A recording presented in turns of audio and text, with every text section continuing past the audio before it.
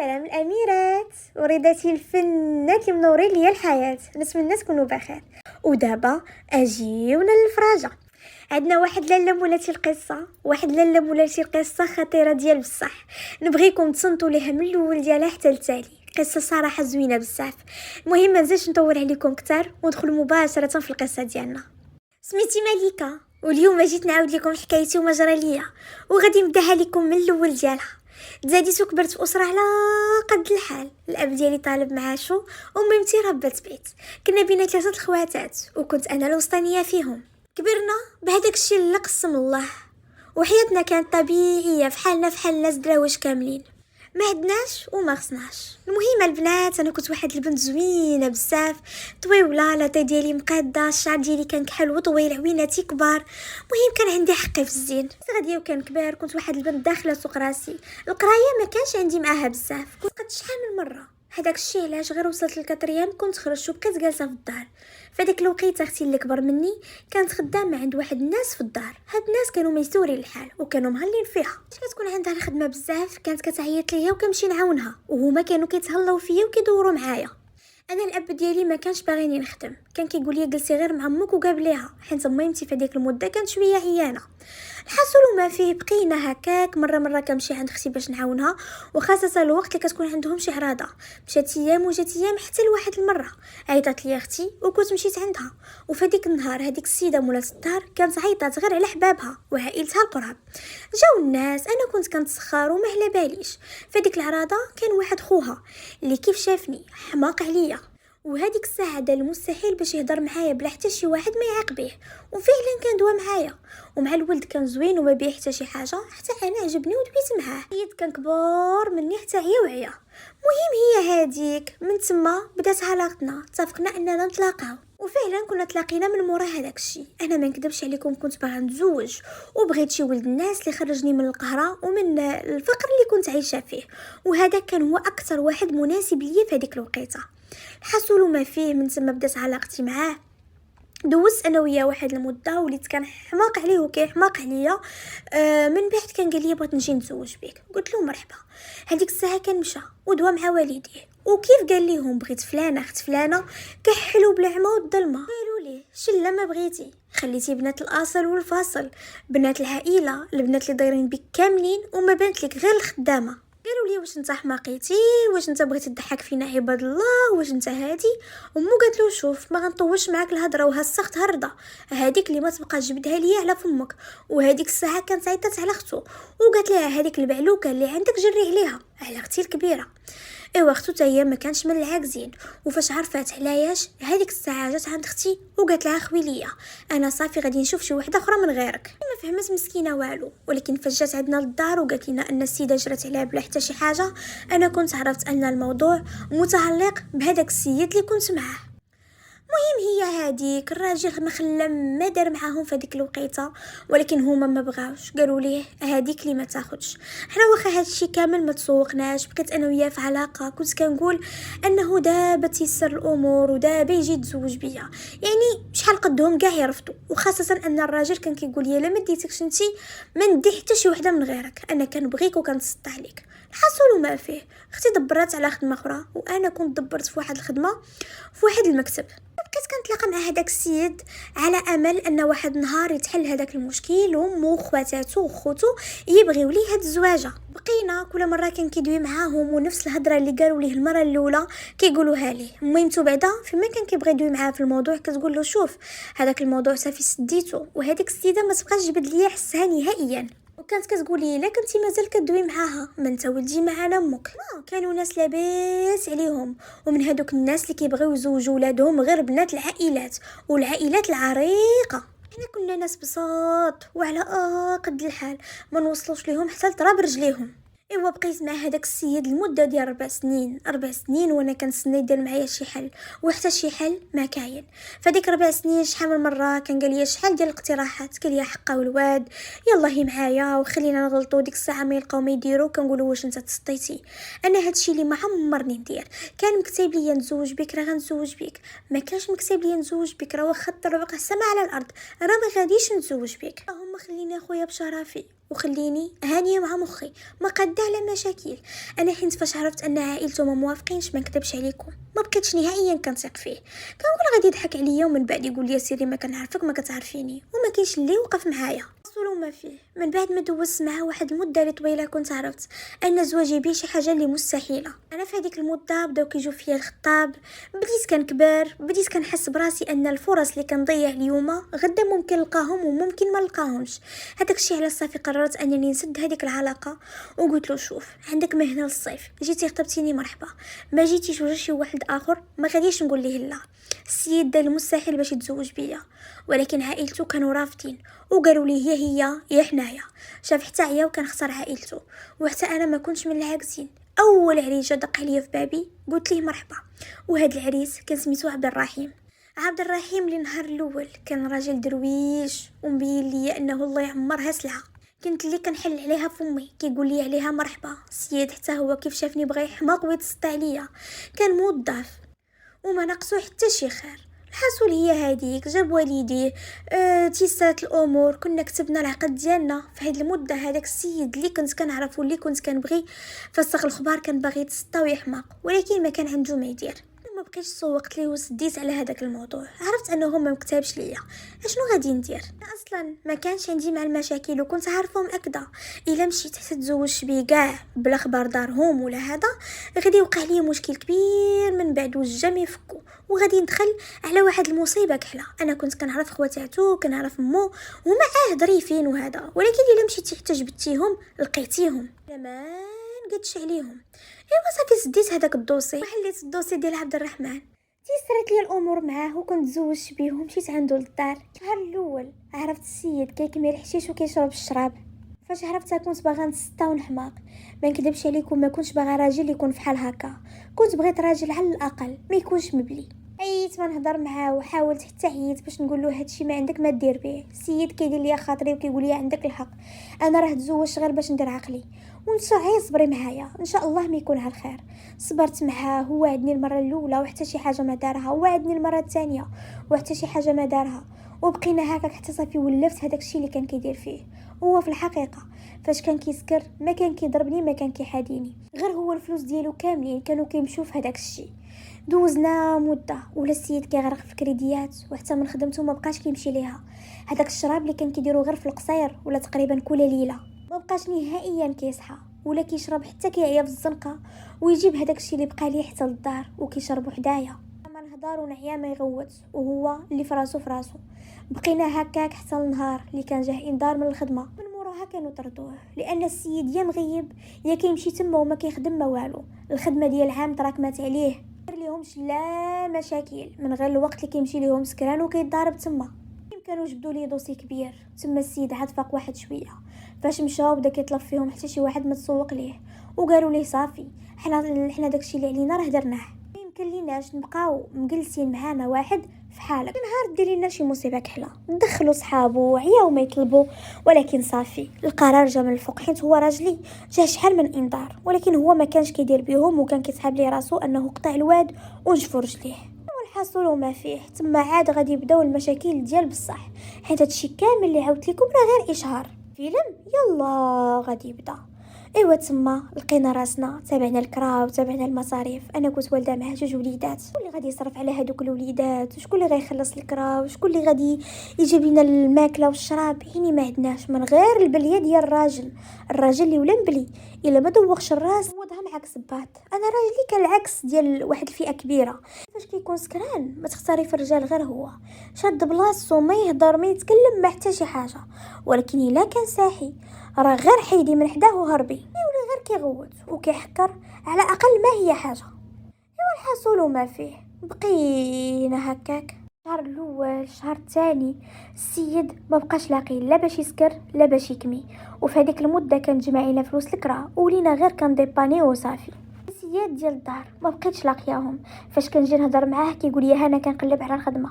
فاش كنجي نشوف واش كيقلب على الخدمه كنلقى السيد غير كيدور في الزناقي. هذاك الراجل اللي كان موظف وحتى شي حاجه ما ناقصاه، الشراب والحشيش كانوا خرجوا ليه على حياته، الا كيدور ويقلب غير على شي حاجه اللي تدوخ ليه الراس. المهم انا صبرت حتى لواحد النهار كنت جلست وقلت له شوف فلان، ما يمكن ليناش نبقاو بحال هكا.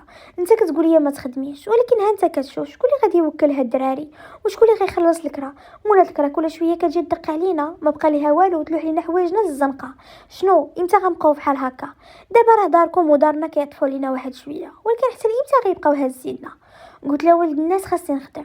الراجل اللي كان كيقول لي انا مرتي ما تخدمش قال لي دبري راسك واللي بغيتي ديريها ديريها. ديك الساعه تحزمت للزمان وخرجت كنقلب على الخدمه، من بعد سنين اللي جلست فيهم في الدار. كنتشرد بغيت خدمه فاش ما عطا الله. المهم بديت كنقلب حتى كنت لقيت خدمه في واحد القهوه. بديت معاهم، الامور كانت مقاده، ما دوزتش معاهم حتى شهر مقاد. جا الراجل وحيا عليا وقال لي واش باغا تشوهيني، باغا تولي خدامه ليا في القهوه؟ وهذا الشيء ماشي حيت هو غار عليا، لا، حيت انا في هذيك المده فاش كان كيقول لي اعطيني باش نكمي وباش ندوخ الراس، كنقول له مازال ما تخلصش، وفعلا مازال ما تقفاش الشهر. وهذوك اليامات كنت غير كنديباني بهذاك الشيء اللي كانوا كيعطيوني الكليان، نشري الحليب ناخذ من ناكلو، مهم امور بحال هكا. وكنت كنتسنى الخلصه، وبيني وبينكم واخا كاع تخلص ما كنتش ناويه نعطي شي ريال، حيت داك الشيء اللي عندي يلا نتكافى به مع مولات الكرا، يلا نسكتها واحد شويه. السيده راه كتسالني اكثر من 3 شهور. ايوا السيد نوض ليا السطح تما وحيا عليهم ديال بصح.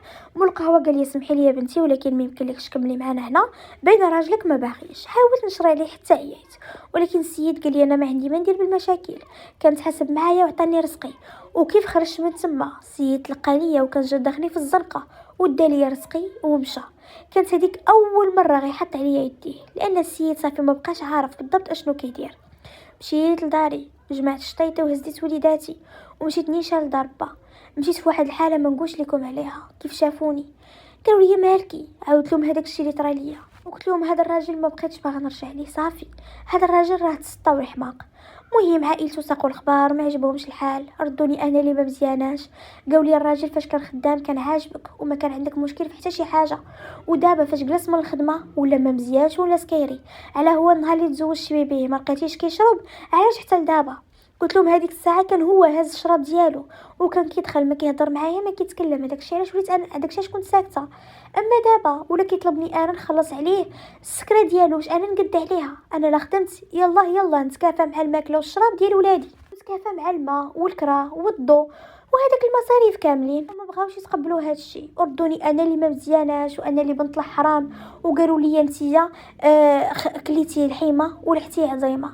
دابا فالصافي جراو عليه من الخدمه مسكين ما بقيتيش باغاه. المهم الراجل بلا غادي جاي وكيطلب وكيرغب، وحتى عائلتي قالوا لي شوفي صافي زدي عليك الهضره ديال الناس، الا بغيتي هكا بنادم غياكل لينا الحمله، صافي غير رجعي ليه. شفت حتى عييت وقلت لهم واخا دابا نرجع ليه. في ديك الوقت ديك مولات الكرا كانت خرجات لينا حوايجنا الزنقه، كنت مشيت انا وياه وكرينا واحد الدويره صغيره على قد الحال. هذا الراجل اختي مسكين هو اللي عاوني فيها، سكننا فيها والراجل قال لي غادي نتبدل، وفعلا اليامات الاولى كانت تبدل، دخل سوق راسو كان كيحاول انه يخدم، وهداك الشيء اللي كيجي يحطوا ليا. حتى انا كنت دبرت في خدامه، الامور كانت غاديه مزيان، ولكن ما جيت فين نفرح ونرتاح حتى الراجل رجع لعادته القديمه. ولا كل نهار كيفيقني مع الصباح وكيقول لي حطي ليا باش نكمي، ما عنديش. كنشوف فيه وكنضحك وكنقول واش من نيتك كدوي، انا منين غادي يجيوني وانت عارف خدمتي؟ واش هذوك 2 ريالات اللي كنشد نخلص بهم الكران، ناكل ونشرب بهم، نكسي بهم الدراري، اش غادي ندير بهم؟ قلت له احمد الله وشكرو انني ما كنقولش لك عطيني، انت على الاقل سير ولد الناس خدم وديها غير في البليه ديالك. انا هذاك الراجل ما بقيتش معوله عليه، ولا كنت بقيت معاه في هذيك المده بقيت معاه غير على ود هضره الناس اللي كانت كلاتني، اللي كلشي كيقول فلانه لاحت راجلها من مورا ما جلس من الخدمه، هما ما كانوش عارفين علاش جلاس، ولا راه ماشي الراجل غير جلسوه، لا الراجل راه دار علاش. بقينا في المشاكل والصداعات في هذا الشيء ديال الشراب وديال السكره. الراجل كيمشي الا ما شربش مزيان ولا مازال ما عمرش الراس ودوخو كيجي كيحيا عليا وكيقول لي غادي تحطي لي فلوس. باع ليا الاتات ديال الدار كامل، خلاني بمينطات اللي كنت كنفرش وكنتغطى بهم فقط، وهذوك المانط كون كان عارف يجيبوا ليه الثمن كون حتى هما هزهم وداهم ليا. الماهن كيهزهم وكيمشي بيعهم. فاش كنجي نسولو كيقول لي ما عنديش، انا هذاك الشيء درتو باش نكمي، انا راسي كيضرني ماشي زعما كيحشم ولا نهائيا اللوجه اللي يحشم عليه ما عندوش. مهم السيد هذوك المخدرات لعبوا ليه على راسو ديال بصح. وحتى من الفلوس ديالي مثلا فاش كيكون عندي شي صريف كيطيروا ليا، راه كنتغفل طارت عينيك، راه ما كاينش شي حاجه في الدار اللي يخليها. انا ما كنتش نهائيا كنهز معايا الفلوس الوقت اللي كنتخلص، نيشان نعدمو هاد الكرا، نيشان كنخلص عليه دوك المصاريف الثابته وكنتقدى لداري، وهداك الشيء اللي شاط نديه لامي ونحطو عندها. انا الريال ما كيدورش عندي، شي الا بغيت مسكه ديال 6 ريال ما كتلقايهاش في جيبي، حيت عارفه الراجل الا مشى حتى لقى 2 ريال هي الاخرى غادي يهزها وما يعقلش عليا. المهم بقينا هكاك انا وياه على الصداعات. نهار اللي السيد كيف ما قلت لكم ما كيلقاش باش يسكر وما كيلقاش باش يكمل الحشيش، كيجيو كيبرد فيا داك السم ديالو، كيبدا يغوت وكيقول لي انت اللي خرجتي عليا. كنقول له غير قول لي انا شنو درت ليك، كيفاش حتى خرجت عليك، اشنو درت؟ مشيت خرجتك من الخدمه، انا اللي بليتك. انا النهار اللي تزوجت بك ما كنتش عارفاك مبلي، حيت النهار اللي جيتي عندنا للدار جيتي وكتقول لبا عطيني الزربيه ديال الصلاه، ومنين جلستي وانت كتقول احقا ادى العصر ولا مازال، لينا انك ولد الناس، ولكن حنا اللي حمير، حنا اللي ما مشيناش وسولنا عليك. ايوا كيسكات شويه ومن بعد كينوض ليا، بقيت معاه صابره صابره صابره صابره حتى صافي عييت ومليت. كنت العصا كناكلها في الصباح وفي العشيه، كندير جهدي وكثر غير باش يسكت والو. كنقول له انا ما تهز عليا حتى شي حاجه، هز غير راسك وجي كول واشرب ونعس ما ندوي ما نتكلم، المهم غير ما تبقاش عصبني. وهو والو قال لك لا انا خصني نخدم ونجي نشري ليه فلوس ديال الشراء، نعطيه فلوس الشراب فلوس الحشيش، وانا راه كنت غير خدامه على قد حالي، على انا قاريه شي قرايه ولا عندي شي خدمه مرسمه، راه كنت غير مقاتله مع الناس وصافي. مره نخدم في الديور، مره نمشي القهوه نخدم نغسل الماعن، مره نخدم عند مينه الحرشه، كل مره واشنو كندير راه غير مدبدبه مع الزمان وخلاص. هي هذيك بقينا حتى صافي ما بقاش عندي فين نزيد. وهذيك الساعه قلت له اسمعني يا ولد الناس، تلاقينا خوت نتفارقوا خوت. الراجل كيف سمع هاد الهضره بدا عاوتاني كيطلب وقال لي لا وانا ما نقدرش نتفرق عليك ونادي. قلت له شوف يا ولد الناس انا صافي عييت ومليت، كنت مشيت عند عائلته وحطيتهم امام الامر الواقع، وقلت لهم نتوما اللي كتقولوا لي انا ما مزياناش، عمركم عاونتونا؟ عمركم سولتوا فينا؟ عمركم قلتوا هادوك الناس واش عايشين ولا ما عايشينش؟ قلت له حسبوا دابا شحال من عيد كبير اللي عيدنا وانا ما شريتش لحولي، شحال ديال العيد الصغير اللي داز وبناتي ما تكساوش، شحال ديال الكريديات اللي عندي ما عمركم سولتوا فيا وما عمركم ما حسيتوا. يعني دابا حتى واحد فيكم ما يهضر اللي علاقتي بكم مزيانه ماشي على ودي، غير على ود هذوك الوليدات. عائلته تما سكتوا حيت ولاو عارفين ولدهم على حقيقته، ولدهم اللي ما كانش نهائيا كيصحى، راه ما كانش كيعرف النهار من الليل، كان دائما دايخ، ولا ما لقاش باش يدوغ كينوض ليا. مهم الورقه ديال الطلاقي انا اللي خلصتها، وهذاك الراجل ما تخلصش منه بالطلاق لا، ولا فيما كيتلاقى معايا كيضربني في الزنقه وانا ماشي مرتو، يعني صافي وليت طليقته. كنمشي نديكلاري كيهزوه، كيجيو عائلته يبداو يطلبوا ويزاوقوا، وكنشوف حتى كنعيا وكنمشي نتنزل ليه كنقول هذاك بات بناتي ما غاديش نغرقوا في الحبس. ايوا الحصول وما فيه بقينا على هذا الموال حتى النهار اللي كنضارب مع واحد السيد وكنضربو ضربه خيبه حيت ما كانش عاقل. هزو البوليس وتم تحكم عليه بالحبس. ما نكذبش عليكم فرحت فيه حيت قلت هادشي اللي كان كيستحق. انا ما بغيتوش يدخل الحبس غير انا اللي ما ندخلوش، اما هو يدبر راسو. في ديك الوقت انا ديتها في خدمتي، كان ولادي عايشين مع عائلتي، ويمكن جمعت راسي واحد شويه، لان هذاك الكرا اللي كنت كنخلص كنت هنيت منه حيت وليت عايشه مع ماني الدار. هذاك الشيء اللي كنصور كنخسرو في الماكله والشراب، المهم عايشه مرتاحه مقارنه بالعيشه اللي كنت عايشاها من قبل. في واحد المطعم دخلت خدمت في الكوزينه عندهم لداخل، كنعاون الشاف كنغسل الماهن، المهم كنت اللي يحتاجني في شي حاجه كنديرها ليه. ومشات الايام حتى لواحد النهار بالصدفه وانا خارجه من الخدمه كنت لاقيت مع السيد اللي كنت كنبغي قبل ما نتزوج. شفتو حسيت بقلبي هرب من بلاصتو، واحد الاحساس في شكل شتتني الخلعه، ما عرفتش شنو شتني في هذيك اللحظه. حضرت راسي ودرت راسي بحال ما شفتوش، تميت غاديه وهو عيط لي بسميتي، درت عنده ودرت راسي متفاجئه واخا انا شفتو من الاول. مهم قلت له السلام كي داير لاباس عليك؟ كي دايره واحد الوالده؟ قال لي الوالده ماتت. قلت له يا خواتاتها؟ قال لي الحمد لله بخير. قلت له انت كتعاود الامور هانيه؟ قال لي كلشي مزيان. كي دايره انت؟ قلت له الحمد لله. كديري وليدات؟ قلت له لاباس عليهم ولد الدار؟ قال له لاباس الحمد لله. ما كنتش بغيت نقول ليه انني مطلقه. ايوا سولته حتى هو جاوبني بنفس الاجوبه، كي الوليداتك؟ لاباس الحمد لله. مولات الدار كلشي مزيان. انا تما ما كنتش عارفاه مزوج ما مزوج، يعني ما كنت عارفه حتى شي حاجه، ولكن راه تفارقت معاه مده. في هذيك المده اكيد غادي يكون تزوج، حيت في الوقت اللي تلاقى معايا كان واحد الشخص اللي مستعد يتزوج، يعني كان في السن ديال الزواج وما ناقصو حتى شي حاجه، بدارو بطوموبيلته، ما ناقصو خير. صافي هي هذيك، بالسلام السلام وكل واحد شد طريقه. انا مشيت في حالاتي، فكرت في الموضوع شويه وصراحه تخيلت حياتي معاه كيفاش كانت غادي تكون. يمكن هذوك المشاكل كاملين اللي عشت في حياتي ما كنتش غادي نعيشهم، ولكن كتشوفي حتى كتعياي وكتقولي ما عندي ما ندير، هذا مكتب الله. الحاصل هي هذيك، وصلت في حالتي للدار، نسيت هذاك الموضوع وسديته. دوزت نهاري عادي الغد لي رجعت للخدمه. مهم السيد كان شافني بالضبط الوقت اللي كنت خارجه من هذاك المطعم، وكان عرفني بالضبط فين كنخدم. مهم من هذيك النهار وليت فيما كندور في جنابي كنلقى السيد تما. السيد كان سول عليا وكان عرفني انني مطلقه، ومن هذيك الساعه ولا لاصق ليا تما. المهم كنت كنتلاقى معاه، ما كنبغيش نهائيا نبين السلام كدير لاباس وصافي، وكنمشي في حالاتي ما كنعطيش وقت. السيد مره كان كيتسناني حتى الوقت اللي كنكون خارجه، كيقول لي احقا نجلسوا شويه نهضروا، كنقول له ما نقدرش خاصني نمشي. مهم بقينا هكاك حتى لواحد النهار قال لي شوفي فلانه بغيت نهضر معاك. قلت له نعم شنو حاب الخاطر. قال لي الهضره اللي غنقول لك ماشي ديال الوقفيه.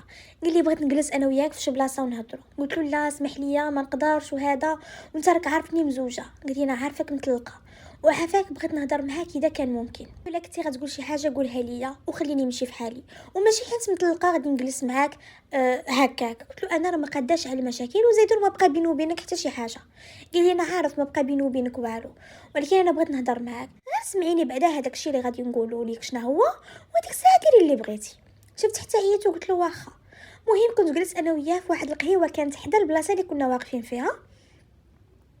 جلسنا قلت له نعم شنو كاين. قال لي شوفي انا ما غادي نخبي عليك والو، غادي نجيك نيشان. انا الصراحه فاش شفتك كاع هذاك الشيء القديم اللي كان كيسحاب ليا نسيتو، تفكرته وعرفت راسي انني ما عمرني ما نسيتو من قبل. قال لي انا صراحه راه كنبغيك وكنبغيك ديال بصح، وما بغيتيش تحيدي ليا من بالي. نهار اللي شفتك وانا حياتي مرونه، انا تما طلع ليا الدم. شفت فيه وقلت له اسمعني يا ولد الناس، الا كان كتسحاب لك غير حيت مطلقه غادي نجي ونهضر معاك وانت راجل مزوج راك كتحلم. قال لي وشكون اللي قال لك انا مزوج؟ كيف ما انتي مطلقه حتى انا مطلق. قلت له دابا جاي كضحك عليا وعلاش زعما غادي تطلق؟ قال لي وعلاش طلقتي نتيا؟ قلت له انا كان عندي اسبابي. قال لي وحتى انا كانوا عندي اسبابي. الا بغيتي تعاودي ليا عاودي، وانا الا بغيتي تعرفي اي حاجه نعاودها لك ما عنديش المشكل. قلت له شنو هما اسبابك؟ مهم داك يعاود لي على المشاكل اللي كانوا ما بينه وما بين مرته، وقال لي نجيك من الاخر، انا ما عمرني ما بغيتها وبغيتك نتيا. انا يمكن تزوجت بها حين درت الخاطر الوالديه وخلاص، وفي الوقت اللي حسيت براسي انني ما بقيتش قاد نصبر وانني غير كنضيع الوقت وهكاك، صافي كنت قررت انني نتفارق معاها وتفارقت. ديك الساعه جمعت الوقفه وقلت له اسمعني انا وياك راه ما عمرنا غنرجعوا لبعضياتنا، انت عندك حياتك وانا عندي حياتي، انت عندك وليداتك وعائلتك وحتى انا عندي وليداتي وعائلتي، وماشي حين طلقت يمكن ليا نتزوج براجل اخر، راه ما يمكن لياش نتزوج وانا عندي جوج وليدات. لينا وليداتك من الساعات نهزهم، وانا فعلا كنبغيك وما عمرني ما قدرت ننساك، وإلا نتيا مازال كتبغيني بلا ما تبغي تعكسي وبلا ما نبقاو نضيعوا في الوقت مازال. والله يجعل البركه، واش ما عييتيش من تكرفيس؟ واش بصح كنتي كتبغيني ولا غير كضحكي عليا؟ مهم انا ما كنت جاوبتو في هذيك اللحظه وكنت مشيت. السيد ما ملش، ومن هذاك النهار بدا كيتبعني وكل مره كيقول لي دابا شنو قلتي، حتى لامتى غنبقاو نتسناو؟ قال لي انا عارفك كتبغيني وعارف ان هذاك الشيء اللي طرا هو اللي خلانا نتفارقوا. انا عرفت راسي غلط وعرفت راسي يمكن فرطت فيك وما كنتش رازل وبزاف ديال الامور، ولكن دابا جا الوقت اللي نقدروا نصلحوا هذا الشيء. في الاول الهضره ديالو كانت كتدخل ليا من ودن وكتخرج ليا من ودن، بالحق من بعد فاش دويت مع عائلتي وكلهم كانوا يشجعوني وكيقولوا لي وعلاش لا، اشنو كاع غادي تخسري، انت ديجا تزوجتي وطلقتي، جربي مره اخرى. تقاد هو هذاك ما لقيتيش مقاد، الله يعاوننا ويعاونك. المهم كلشي كان زعمني، وهذيك الساعه كنت توكلت على الله وقلت بسم الله. نهار اللي قلتها لي طار بالفرحه، وما كاملش حتى شهر مقاد كنا درنا العقد ومشيت عنده للدار. كنت مشيت انا وليداتي، من النهار الاول كنت جلست من الخدمه، وليداتي من النهار الاول كنهزهم ودخلهم المدرسه اللي كيقري فيها ولادو. السيد كان ميسور الحال. مهم بقيت غاديه انا وياه، حياتي معاه كانت غاديه مزيانه. نهار على نهار كنقول شهر العسل غادي يسالي وغادي يبداو المشاكل. بالحق هذاك شهر العسل ما بغاش يسالي، عائلته وحبابه من النهار اللي تزوجت بيه كنقطع عليهم حيت ما رضاوش، قالوا لي كيفاش تزوج بها وهي مطلقه، حنا ما رضيناهاش لك حتى في الوقت اللي كانت عزبه. ما داهاش فيهم وقال لهم خسرتوا لي حياتي المره الاولى ما غتخسروهاش ليا دابا. الحمد لله عايشه مع هذا الراجل بخير وعلى خير وما ناقصني معاه حتى شي حاجه. كيجيو عندي وليداتو كنتهلا فيهم وكنتعامل معاهم فحال ماماهم، وانا بنياتي الحمد لله مهلي فيهم ودايرهم في عويناتهم. المرات كتجيني الغيره منهم وبعض المرات كنقول واش العلاقه ديالهم طبيعيه ولا نخافوا، خاصه من مورا هذاك الشيء اللي ولينا كنسمعوا. ولكن كنشوف حتى كنهيا وكنلقاه ولد الناس اللي سيدي ربي يمكن عوضني به من مورا هذيك التماره وهذوك المشاكل كاملين اللي عشت. اليوم الحمد لله عايشه معاه بخير وعلى خير وما ناقصني والو. انا كنحلف امي على شي حاجه كنلقاها واجده، ديما كيبغي يعوضني على كاع هذوك السنين اللي دازوا. بعض المرات كنقول يمكن فيها خير، يمكن كنت زوجت بيه في هذاك الوقت كنت فارقنا، لان كانوا غيكونوا المشاكل كتار، حتى هو ما كانش ناضج، كان حتى ديك الساعه كيتصنت لهضرات خواتاتو، كيتصنت لهضرات مو، اكيد كانوا غادي ياثروا عليه ماشي بحال دابا. وهو جرب وانا جربت ولينا كنعرفوا القيمه ديال بعضياتنا.